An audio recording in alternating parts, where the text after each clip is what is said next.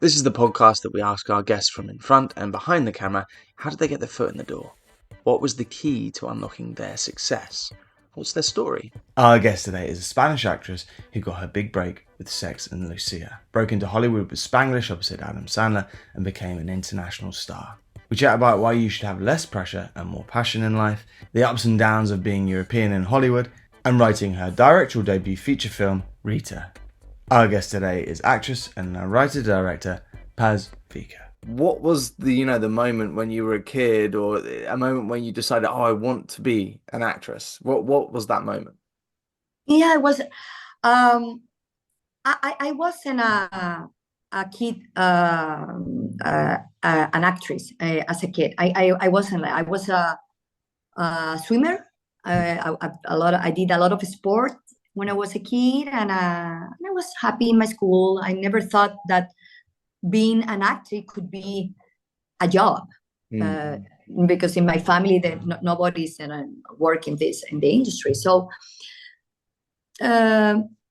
one day, and I went to a theater. I was 16 years old, and I went to see I went to see a play, and that moment I realized that, okay, this is exactly what I want to do in my life.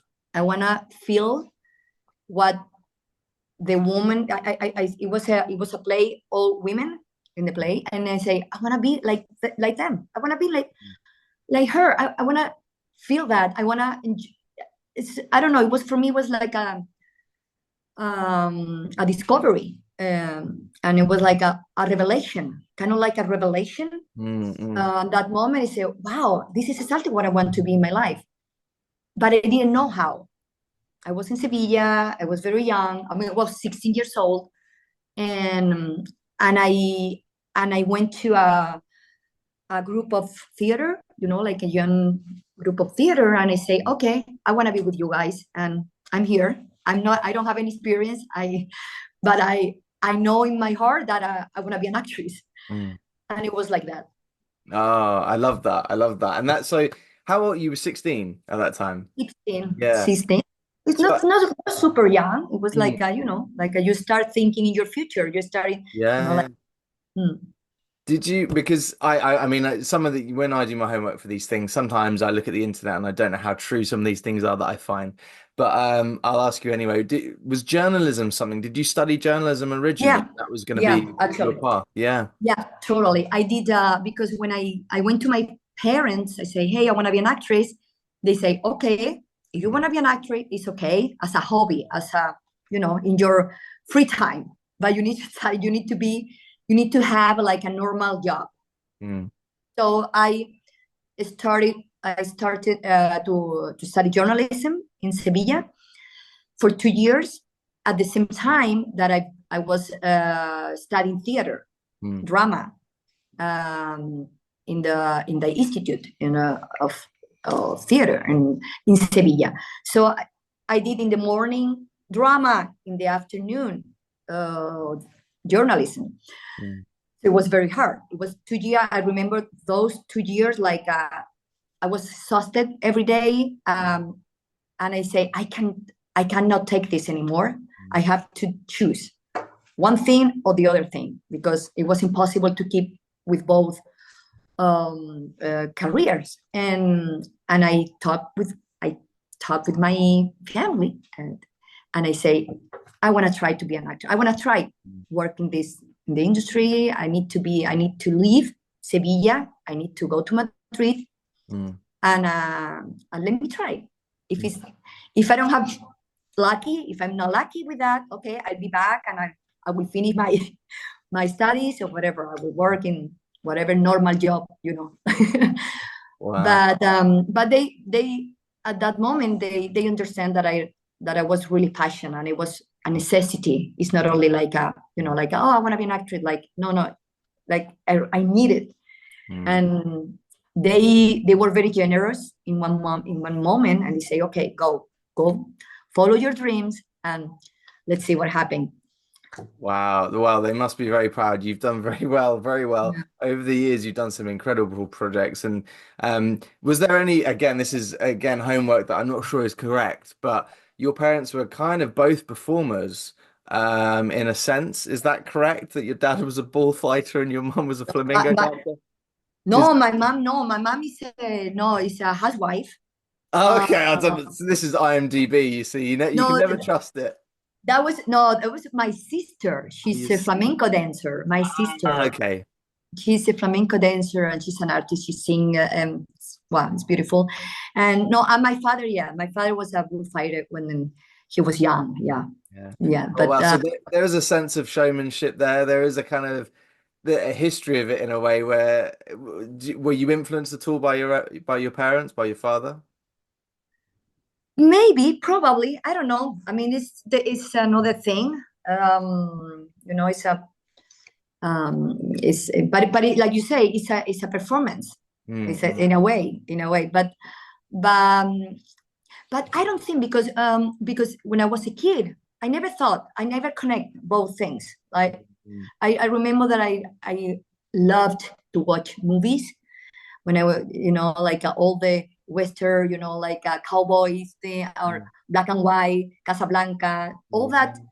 amazing movie in black and white. I remember that I love that, but I never thought that to do that it was a real job in my mind, and I never. My father told me that, so I don't think it was a real connection. Mm. Um, but I don't know. Maybe that the spirit of the performance it was it was in me, but I Yeah. didn't know. Maybe I don't know.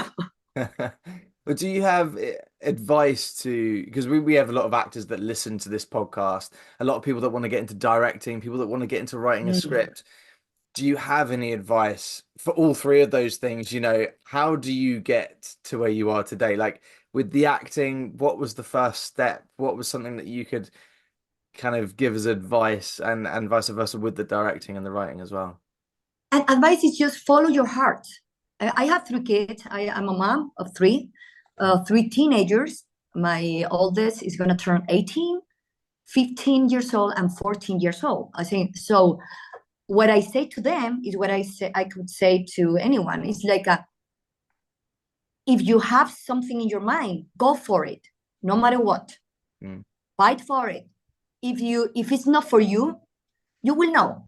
Mm. But try, because sometimes we are very in general, no, we are thinking to be perfect, to be the perfection, to be the first, or to no, we don't need to be the first. We don't need to be perfect all the time. We don't need to write your first thing and it's gonna be the best. No, just try, and you will see. And in the process, you will learn, even about your mistakes. You will learn for sure. Mm. But if you have a passion, if you have a dream, you could just jump. No, okay, just jump. Just, just, just Just jump, just do it. jump. That's it. You will see after what happened. And but yes, and I what I say to my kids. Whatever you want to be, I don't just. I hope that job or that work will make you happy. Mm. You need to be happy in your job. You need to be excited every day that you wake up for Mm. whatever you do. You can be a doctor, you can be a lawyer, you can be an astronaut, or you can be whatever you want to be. But you need to be happy every day, because sometimes when you have to wake up at 5 in the morning every day, you need to be happy with your job. So try. I mean, I know that this is the best thing, and especially in an art point. If we talk about artist, you want to be a painter, you want to be a musician, you Mm. want to write books. Just do it, and let's see what happens later. And life is long. It's not Mm. so. It's long, and so you have time to change if something is not good or whatever. But if you have that first impulse, or your first thought, that is correct. That first thought, that's for first. I don't know how to say, like a glimpse of something is correct. I think it's correct. So I don't know. It's a marathon and not a sprint. So it's, it's you've got time, you've got to put effort in. It's that thing, isn't it? That people are always, as you say, in a rush to get somewhere. And if they can't get there like that, then they give up.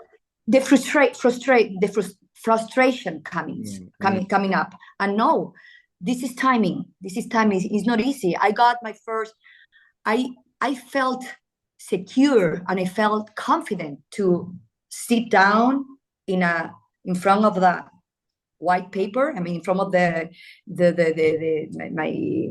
iPad, and I said, okay, I'm gonna write this. And I was more than 40 years old. I mean, so you need time sometimes to get some things.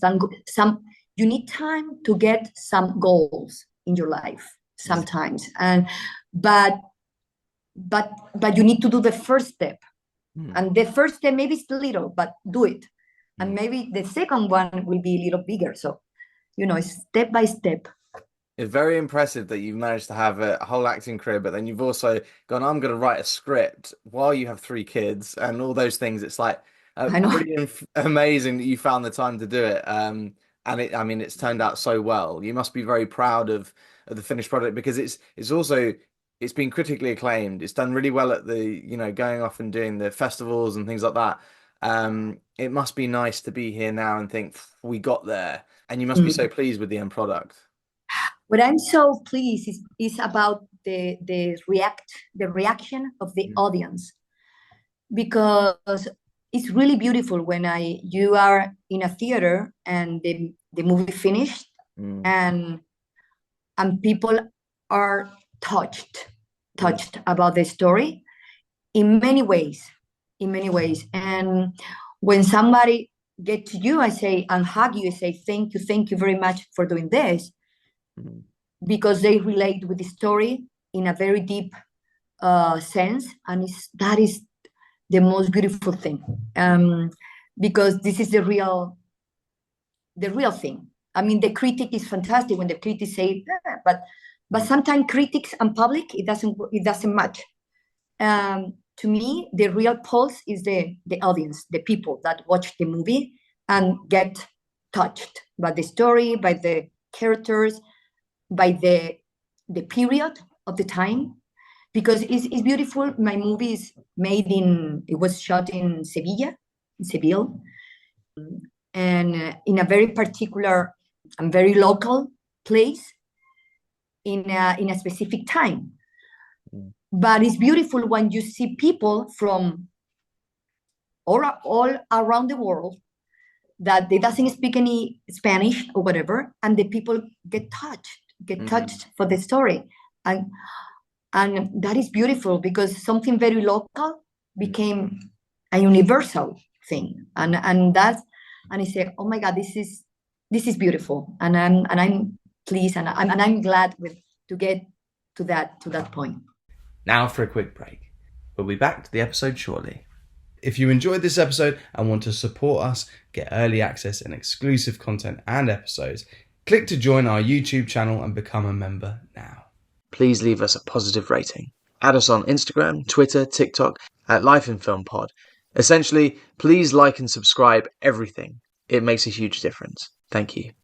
This podcast is sponsored by Betterhelp. Do you work in the film industry? Are you freelance? Or perhaps you have a 9-to-5? No matter what you do, mental health affects us all. I struggled early on in my career with the uncertainty of if and when I would ever work again, struggling to pay my bills, or simply with anxiety. Don't know about you, but being an actor, it's very important for me to maintain structure in the downtimes, and I found not only exercise, but talking to someone for me was a game changer. And so Life in Film has partnered with Betterhelp to provide you with access to the largest online therapy service in the world. And it can all be done from the comfort of your own home, from a phone, tablet or laptop. No commute, cutting down travel costs, and most importantly, it's affordable. With over 1,000 therapists in the UK, Betterhelp can provide access to mental health professionals with a wide variety of expertise in mental health. If you need someone to talk to and you're thinking of giving therapy a go, BetterHelp is a great option. And being a listener of the podcast, you get 10% off. That's 10% off your first month at betterhelp.com/lifeinfilm. That's betterhelp.com/life and film. And back to the show. Mami, ¿sabes que tenía un sueño muy bonito? ¿Ah, sí? ¿Quieres que te lo cuente? Claro. Estaba en un jardín donde había muchos árboles. Buenos días, mi princesa. Congratulations on your directorial debut. I mean, this is I absolutely loved it, and it feels, well, I don't know, we'll find out, but it felt like a very personal film. You've obviously written it and you've directed it and you're in it and you've produced it. How did this come about? Where did this idea come from? I mean, like, you grew up where this is set. Is there any sort of, is that where you drew your inspiration? I mean, the idea of direct something, it came to me many years ago, and but I needed to find the correct story to do something. So around, yeah, like 7, 8 years ago, I say I want to talk about this, about domestic violence, about gender violence, but through another point of view. And that's why I start to write. I one day I say, okay, now is the moment. I need to put all this idea that it was something very, just an idea, no? And you need to put it down.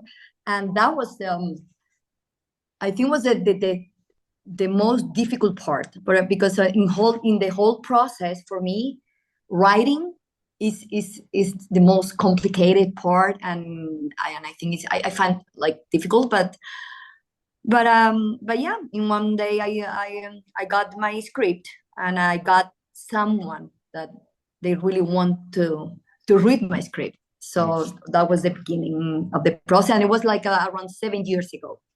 Wow. So it just shows you how long it can take, from paper to the screen. It can take a long amount of time. You mentioned there that, this isn't from the typical point of view.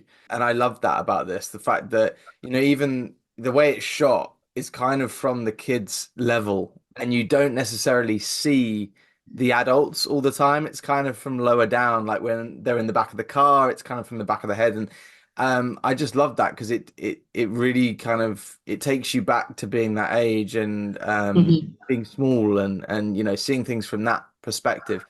Was that always the idea? Was that always the idea to do it from that perspective? Yes, it was even in the script. Sometimes I describe some moments, and I always say, okay, the camera will be down, we'll see only half body of the adult, or and it was one of the most important thing. It like, I didn't want to do a movie like a horror movie, like because what you see in the movie is it's very hard. It's really difficult to assume all what is that is happening in the screen. So I always wanted to do like a tell story, like something very beautiful and gentle and nice, because I think the story is hard enough. And I don't want to see the violence. I don't want to see the adult. This is not a story about a couple. It's not a story about marriage. It's not about that. It's a movie about how kids absorb everything around them in their little universe, and how they escape through the imagination sometimes. And in that point, you can connect, even if you never had that problem, like a father violent or whatever. You can connect when you were a kid and you were in a room and the adults talk, and you're trying to pick something, you understand things. There is so many things that you don't know, but you feel it. No, if that is what I wanted to explore in Rita. Mm. It's a really clever, yeah, it's a really clever way to do it. And I would say it reminds me of my childhood, but not the negative side of it, obviously, but the way you've done it, it really does feel like that, you're hearing bits and pieces from what the adults are saying. And as you say, trying to understand and understanding some of it and not all of it. But the way it was shot as well, I love that it, it's set in the 80s, but the way you shot it, 6:4, it's not Mm. widescreen. It feels of that time. It really has a warmth to it as well. Was it shot on film or was it digital? No, it was a digital, but the Yeah. look looks very Mm, film. The atmosphere and the grainy, little grainy, and the light. The lighting, it was very important to create that atmosphere. mm. Heavy inside the house, no? You feel that is something Yeah. heavy inside the house and more light outside, and um, and um, and yes, the camera, I just say, yeah, it was. I wanted to keep your eyes as an audience with the kids. I don't want to see you. I don't want to distract you with more info, with more information. Just I wanted to go with them. So that's why also the format, it was like very, it was that one, because I wanted to just go with the kids and be with them and see what they see, but you don't see it, you just feel it. Also, I think the movie, to me, was very important, the sound mixing, Mm. because you need to create everything, all that, all the things that you cannot see, you need to feel it in your, through the sound. So the sound mixing also was very, it was something very important in this movie. Mm. It must be really rewarding as an actress as well to be able to be the other side of the camera and have, I mean, the performances in this are amazing, and it always, whenever you see a film and if it's got a young child and they're not quite believable, it can take you out of it. But before, this just felt real. These Mm. kids were these kids and they were doing what they were doing. How do you get a performance out of a younger actress or an actor like that? I think it helps the fact that I'm an actress as well. So I know what to ask to get what I want. Um, and um, and for the kids, the work is different. I mean, when if I'm directing an adult, an actor, it's different. The kids, it's more about living the moment. They don't need to know about the script. In my case, I prefer them not to know about the script, not to know. So every day is like, okay, today, this is what is happening. You're here, you're playing, so it's more, so they don't have in their mind Mm, the whole picture, because for them it's very hard to understand mm. the plot of this story. Yeah. It was very specific. We work to try to be natural, Mm, unbelievable, and we work a lot in the lines. Sometimes in the lines, sometimes the kids, they don't sound natural because it's kind of like they sing a little bit, with the voices. And for me, it was important to show them that they have to, all the energy, set it down, be the energy low, no high energy. So the energy is very important because it could be tricky, and it could be sometimes it could work in the opposite way mm. of the story.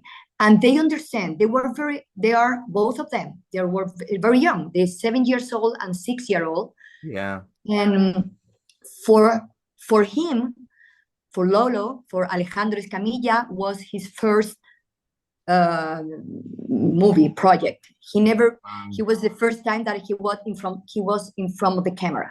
Mm, For her was different. Sofia Yepuz he had more experience. He mm, did a short movie. She did some TV commercials before, so she had more experience. and you feel that. You feel that the way that she was on set and everything was very like super professional. It was really beautiful to work with both.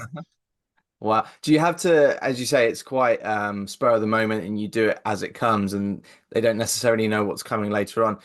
Do you put marks down for them, or is it less structured than that? How do you the technicalities of it, I guess, like if you need to obviously get someone in focus, they need to hit a mark, but when they're that young, is there a way around that, getting around that? The thing was, there is like a 2 moments with the kids before to shoot, before starting shooting.